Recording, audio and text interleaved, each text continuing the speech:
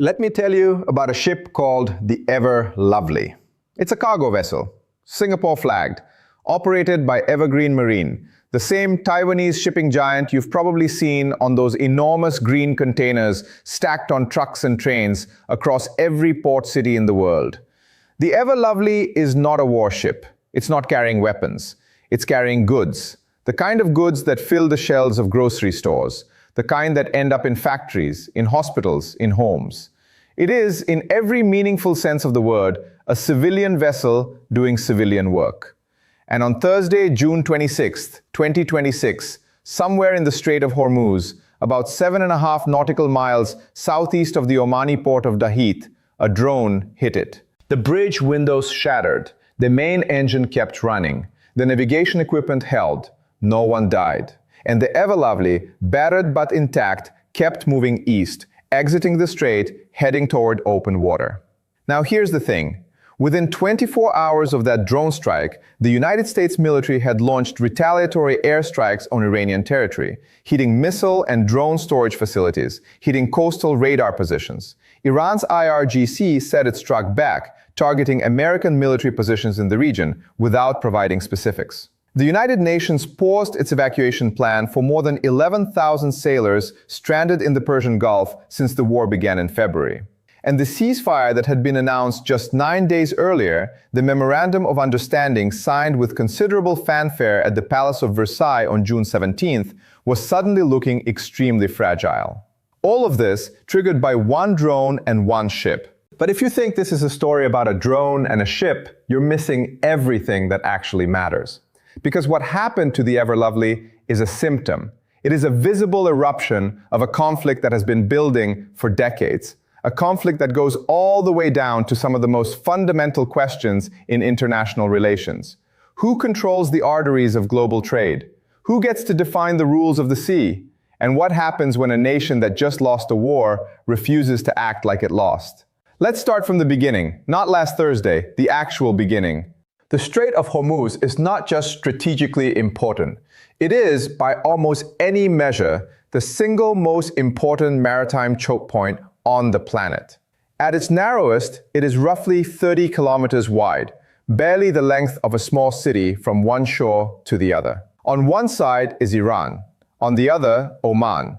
And through that narrow corridor, before the war began this past February, approximately 20 million barrels of oil and petroleum products transited every single day. That's roughly 20% of the world's total oil supply, passing through a gap you could almost throw a stone across. Not just oil, liquefied natural gas, fertilizer. About a third of the global fertilizer trade normally flows through this strait. Goods that feed people, that grow crops, that power cities across Asia, Europe, and beyond. For Iran, this geography has always been leverage. The mullahs in Tehran understood something that sometimes gets lost in the noise of sanctions and nuclear negotiations. You don't need to win a war to cause catastrophic pain to your adversaries. You just need to threaten the right artery at the right moment. And the Strait of Hormuz is exactly that artery. Now, the story that brought us to this point actually begins not in February 2026, but further back. In June 2025, there was what Trump called the 12-day war. Israeli strikes on Iranian nuclear facilities and military sites. A conflict that ended with a ceasefire, but resolved nothing fundamental. Iran's nuclear program was damaged. Key military commanders were killed, but the Islamic Republic survived. And surviving for the Iranian leadership was itself a kind of victory, or at least a basis from which to begin rebuilding the narrative. Then came February 28, 2026. The United States and Israel launched what the Pentagon codenamed Operation Epic Fury, a massive coordinated campaign targeting Iran's nuclear infrastructure, its missile programs, its military command centers. Ali Khamenei was killed in the strikes. The supreme leader, the man who had defined Iranian foreign policy for more than 3 decades, was gone. His son, Mujtaba, was elevated, widely seen as even more hardline, even more committed to the IRGC's vision of Iranian power. And Iran's response? It did what Iran has always done when it cannot win conventionally. It went Horizontal. It expanded the theater. It hit American military bases across the region. It targeted shipping in the Strait of Hormuz. It encouraged its proxies, the Houthis, Hezbollah, militias in Iraq, to open new fronts. It turned a bilateral confrontation into a regional catastrophe. Oil prices spiked. Fertilizer shipments stopped. Thousands of sailors found themselves stranded in the Persian Gulf with no safe way out. The strait effectively closed. And it worked. Not because Iran defeated America militarily, it didn't, not even close, but because the economic and political costs of sustained conflict became untenable. By early April, a ceasefire was in place. By June 14th, mediators announced the Memorandum of Understanding. By June 17th, Trump and Iranian President Pezeshkian had signed it. Trump at Versailles, a setting he presumably chose with great personal satisfaction. The MOU had 14 points. Among the most critical, Iran would allow toll-free passage through the Strait of Hormuz for 60 days. Mines would be cleared. A 60-day window would open for negotiations toward a final agreement. Iran would receive sanctions waivers and some frozen assets. The United States would proportionally lift its naval blockade. The signing was presented as a historic breakthrough, and in one narrow sense, it was. Hostilities paused, oil prices fell, shipping began tentatively to resume. But here is what the fanfare obscured. The ceasefire paused the shooting. It did not resolve the underlying question. And the underlying question, the one that every diplomat in the room knew was unresolved, was this: who actually controls the Strait of Hormuz? Let me explain why that question is so consequential and why Iran's answer to it is so different from everyone else's. Under international law, specifically the United Nations Convention on the Law of the Sea, UNCLOS, all ships of all nations enjoy the right of transit passage through international straits used for international navigation. The Strait of Hormuz is unambiguously such a strait. Coastal states, meaning Iran and Oman, can regulate this passage in certain limited ways. They can set traffic separation schemes, they can require certain notifications, but they cannot require prior permission, they cannot charge tolls or fees, they cannot effectively close the strait to civilian vessels that pose no threat. Iran, of course, never signed UNCLOS, but the legal principle of transit passage through international straits is considered customary international law, binding even on non-signatories, according to the overwhelming consensus of international legal scholarship. Iran's position is fundamentally different. Tehran argues, and this is important to understand, even if you don't accept it, that the Strait of Hormuz runs through its territorial waters and the territorial waters of Oman, and that as a coastal state, it has sovereign rights over navigation in those waters. The IRGC, in particular, has been pushing an even more expansive claim, that the only legitimate routes through the strait are those designated by Iran, that ships must contact the IRGC Navy on Channel 16 before transiting, and that deviation from Iranian-approved routes is unacceptable and extremely dangerous. Now, in peacetime, with American naval power dominant in the region, this claim was theoretical. Iran might assert it rhetorically, but enforcing it was another matter. The war changed that calculation. The closure of the strait demonstrated, in the most concrete possible terms, that Iran could actually follow through on the threat. The economic damage was real. The leverage was real. And so, when the ceasefire came, Iran's negotiators walked into the room not as a defeated party making concessions from a position of weakness, but as a party that had demonstrated its capacity to inflict unbearable costs and was now prepared to monetize that leverage in the negotiations. The question of routes, which specific paths through the strait are legitimate, is not a technical or bureaucratic dispute. It is the war by other means. It is the continuation of the strategic contest over who gets to exercise operational control of the world's most important waterway. When Oman, working with the International Maritime Organization, announced a new southern transit corridor last Wednesday, a route that hugs the Omani coastline, bypassing the northern corridor that runs through Iranian waters, the IRGC didn't simply object. It issued a stark warning. This route was established without Iran's knowledge or consent. It was unacceptable and extremely dangerous, and ships using it would face consequences. And then they proved they meant it. The Ever Lovely was transiting the Omani corridor, the IMO recommended route, when the drone hit it. This is the context that much of the reporting on this incident is missing. This is not a rogue action by a trigger-happy IRGC commander. This is the IRGC asserting with force a claim about who controls navigation in the Strait of Hormuz. The drone was not random. It was a message, written in the language that international relations ultimately reduces to when words run out. Now let's talk about what the United States did and what it means. CENTUSCOM's response was swift. Within 24 hours, American aircraft struck Iranian missile and drone storage facilities and coastal radar positions. The statement called it a powerful response to Iran's unwarranted aggression against commercial shipping. Vice President Vance posted on X, "Iran signed a ceasefire agreement. We have honored it. If they have disagreements about how the MOU is being applied, they can pick up the phone. But violence will be met with violence." There's something almost theatrical about that statement. The image of J.D. Vance suggesting that the IRGC should pick up the phone, as if the Revolutionary Guards are a difficult client who needs to be walked through the terms of their contract, is striking in its confident simplicity.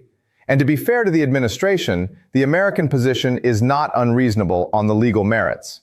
The MOU stipulated toll-free passage. Iran attacking a ship on an IMO-approved corridor is a violation of both the letter and the spirit of what was signed. But here's where I want to slow down. Because the Iranian counter-narrative is not simply propaganda that we can dismiss. The head of the Iranian Parliament's National Security Commission, Ibrahim Azizi, said on social media that the United States had attacked Iran in the middle of negotiations once again. Iran's chief negotiator, Mohammad Bagher Ghalibaf, has stated publicly that everyone should know that the administration of the Strait of Hormuz will never go back to the way it was before the war. And a senior Iranian deputy foreign minister said, in language that is easy to mock but important to take seriously, safe passage through the Strait of Hormuz, with ambiguous arrangements, parallel routes, or decision-making outside of Iran's considerations as the coastal state, cannot be guaranteed. Read those statements carefully. What you're seeing is not simply defiance. What you're seeing is a party that believes the MOU, the document that supposedly ended the war, left the question of Iranian control over the strait fundamentally unresolved. And they are not wrong to believe that, because Article 5 of the MOU addressed the strait, but it did so in deliberately ambiguous language. It said Iran and Oman would discuss the future management of navigation, a formulation so vague that both sides could sign it while holding incompatible interpretations of what it meant. The Americans read future management of navigation as a transitional arrangement that would return the strait to its pre-war status, internationally governed, freely transited, with no tolls and no Iranian control over routes. The Iranians appear to have read the same language as a recognition that the post-war arrangement for the strait would be different, that Iran's enhanced role as what they call the coastal state would be formally acknowledged and institutionalized. These are not small differences that can be split at the negotiating table. They are incompatible visions of what the post-war order in the Persian Gulf looks like. There's something else going on inside Iran that we need to understand, because the picture is more complicated than Iran decided to attack a ship. The Iranian political system, even after the death of Khamenei Sr. and the elevation of his hawkish son Mujtaba, is not monolithic. President Pezeshkian represents a faction that by Iranian standards is more pragmatic, more willing to accept a deal that provides economic relief in exchange for concessions on the nuclear program and implicitly on the strait. He was apparently clashing with the IRGC leadership during the war itself over strategy. The IRGC, on the other hand, has emerged from this war with its institutional power dramatically enhanced. The death of civilian and clerical leadership, Larijani was killed, the Supreme National Security Council building was destroyed, created a vacuum that the military has filled. The IRGC is calling the shots. in the blunt assessment of Ali Vaez, one of the most respected Iran analysts working today. There is no distinction between the IRGC and the state. They are effectively one and the same. And the IRGC's view on the strait is clear. They have been issuing permits for the northern corridor, the one that runs through Iranian waters, where they can monitor and control traffic. They have reportedly stopped issuing new permits even for that corridor, meaning only ships they already know and trust are getting through. The southern corridor, the Oman route, is the one that partially bypasses their control. And that, for the IRGC, is precisely what makes it unacceptable. There were also hardliners in the Iranian parliament who seized on a written note attributed to the new supreme leader, Mojtaba Khamenei, a note in which he reportedly expressed doubts about the MOU framework before eventually endorsing it. Those hardliners have used that note to argue, internally, that the deal was made under duress, that the concessions on the strait go too far, and that Iran should retain its influence over the choke point as a permanent strategic asset. This internal Iranian politics is not separate from what happened to the Ever Lovely. It is inseparable from it. Let me bring in the global dimension, because this conflict is not just about two countries. The Strait of Hormuz is vital for Iraq, Kuwait, Qatar, Saudi Arabia, and the UAE, all of whom depend on it for their oil and gas exports. Qatar's LNG exports pass through it. The UAE's oil revenues depend on it. Saudi Arabia, despite its pipeline alternatives, relies heavily on Hormuz for a significant portion of its energy exports. About a third of the world's fertilizer trade normally transits the strait. When that trade stops, food prices rise. Not immediately and not dramatically in rich countries, but in countries already on the margin, it matters enormously. This is a dimension of the conflict that rarely gets the attention it deserves. The people most harmed by the closure of the Strait of Hormuz are not Americans or Europeans. They are subsistence farmers in South Asia and Sub-Saharan Africa, who cannot afford food when global fertilizer supply is disrupted. The 11,000 sailors stranded in the Persian Gulf, waiting for the IMO's planned evacuation that was halted when the Ever Lovely was hit, are from dozens of countries. Most of them are from the Philippines, Indonesia, India, and other lower-income nations where seafaring is one of the most reliable paths to a decent income. They have been stuck there since February, since the war began. Their families have been waiting. Their contracts have expired. They are hostages to a geopolitical chess match between Washington and Tehran, in which no one is even pretending to prioritize their welfare. The RBC Capital Markets analyst Helima Croft put it plainly in a note to clients. Any end to this conflict that leaves Iran exercising operational control and influence over the strait will result in appreciably lower flows through the waterway, possibly permanently. Because even if a final deal is reached, ship owners and cargo companies will have absorbed the lesson of 2026. They will build redundancy into their routes. They will hedge. They will pay for alternatives. The strait may reopen, formally and legally, but the trust required for normal commercial traffic to simply transit without anxiety, that trust has been broken, and it does not rebuild quickly. This is the long-term economic cost of this war that doesn't fit easily into the triumphalist narrative that some in the Trump administration have been projecting. Iran is agreeing to everything I want, Trump said in late June. We're winning by a lot. Perhaps. But winning by a lot is compatible with leaving behind a strategic situation in the Gulf that is fundamentally more dangerous and economically disruptive than it was before the war began. Now I want to zoom out even further, because there is a pattern here that I think deserves to be named. This is not the first ceasefire that has run into trouble because of competing interpretations of what was agreed. It is not the first peace deal in the Middle East where the document signed was less significant than the gap between what the signatories believed they had committed to. Think about Oslo. Think about the Abraham Accords. Think about the JCPOA.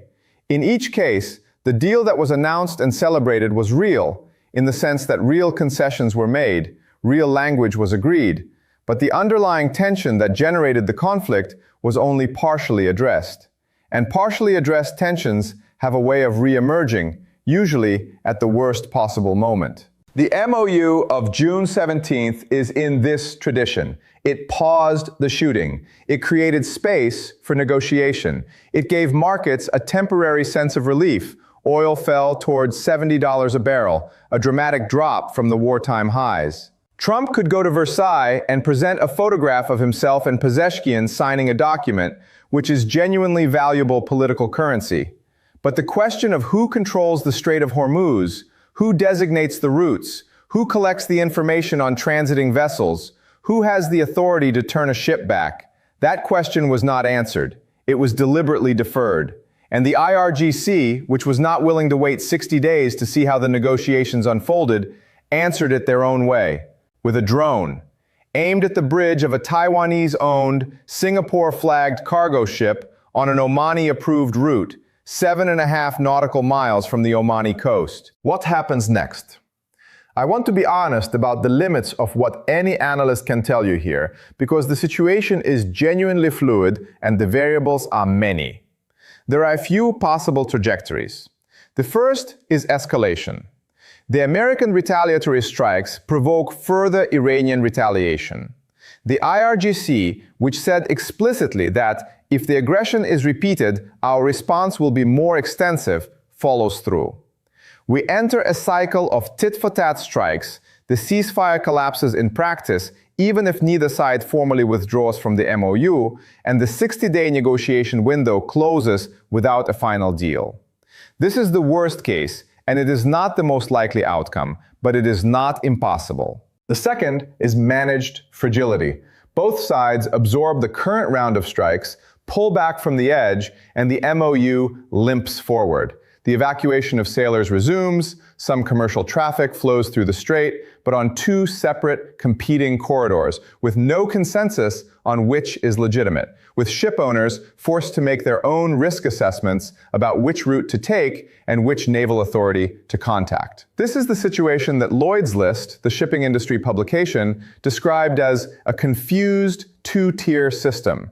A northern route controlled by the IRGC, a southern route coordinated by Oman and the United States, and the pre-war routes rendered unusable by mines that haven't been cleared yet. This is messy and expensive and dangerous, but it is, in a paradoxical way, functional enough to prevent another outright closure. The third is breakthrough.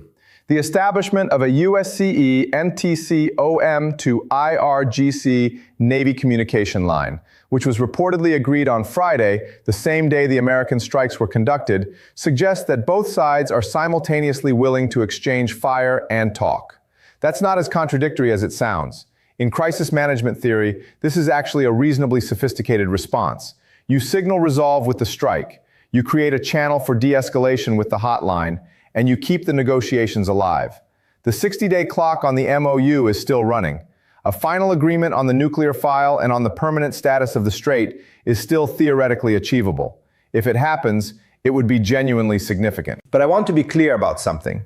Even a final deal, even a comprehensive agreement that addresses the nuclear program, defines the legal status of the strait, and normalizes relations, does not erase what has happened. The genie is out of the bottle. Iran has demonstrated, in ways that are now recorded in every shipping company's risk model, every insurance underwriter's actuarial table, every energy minister's contingency planning document, that it can close the Strait of Hormuz. It can do it again. And the credibility of that threat does not disappear because a document was signed in Geneva or Muscat or wherever the final deal lands. I want to close with something that I think gets too little attention in the way this conflict is usually covered. The narrative frame that dominates in Washington, in the Western media, is a straightforward one. America and its allies represent freedom of navigation, international law, the rules-based order. Iran represents revisionism, aggression, the attempt to extort the world through control of a choke point. In this frame, the drone attack on the Ever Lovely is simply more Iranian lawlessness, to be deterred and punished. That frame is not entirely wrong. Iran did attack a civilian vessel on an IMO-approved route. That is a violation of the ceasefire. It is a violation of international maritime norms. it is indefensible under any interpretation of the law of the sea. But the frame is also incomplete in ways that matter if you want to understand what's actually happening rather than just who to cheer for. The Strait of Hormuz, physically, runs through Iranian and Omani territorial waters. Iran is, legally and geographically, a coastal state with legitimate interests in how the strait is managed. The pre-war arrangement, where traffic flowed on internationally designated routes without Iranian permission, was not the natural order of things given to us from the heavens. It was an arrangement sustained by American naval dominance, by an implicit deterrent. Any Iranian attempt to restrict passage would be met with overwhelming force. That deterrent is what the war tested.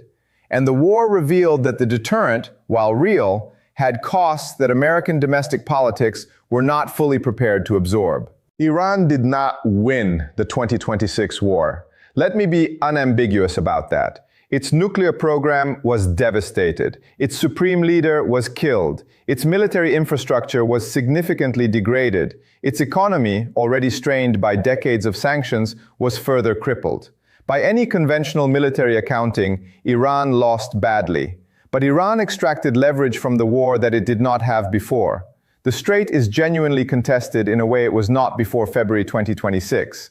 That leverage is real. And the question of how to manage a world in which a country that has been militarily defeated nonetheless retains significant strategic leverage over a vital artery of global trade, that is a question that American foreign policy has not yet fully answered.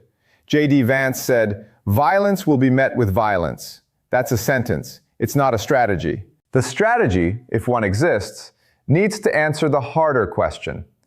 How do you get to a stable, sustainable arrangement in the Strait of Hormuz that is consistent with international law, that prevents Iran from monetizing its geographic position, that doesn't require permanent American military patrols in an enclosed sea, and that the IRGC, for all its belligerence, can live with? That question is what the 60-day negotiating window is supposed to answer.